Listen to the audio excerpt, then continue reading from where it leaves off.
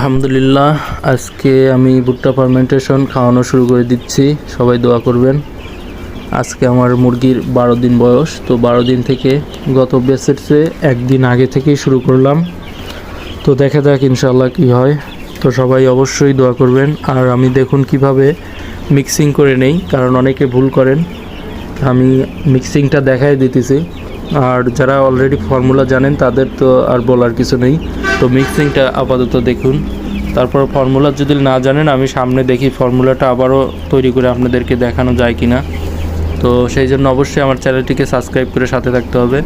তো এখানে আমি কিন্তু ফিড নিয়েছি 4 কেজি আর ভুট্টা ফার্মেন্টেশন নিয়েছি 3 কেজি। আর এর সাথে আমি এই যে প্রোজাইম বেডটা, তো এখানে প্রায় যেহেতু 7 কেজি 7.5 কেজির মতো হয়েছে, তো এখানে আমি প্রোজাইম বেডটা এর ভিতরে মিশ্রণ করে দিয়ে দেবো।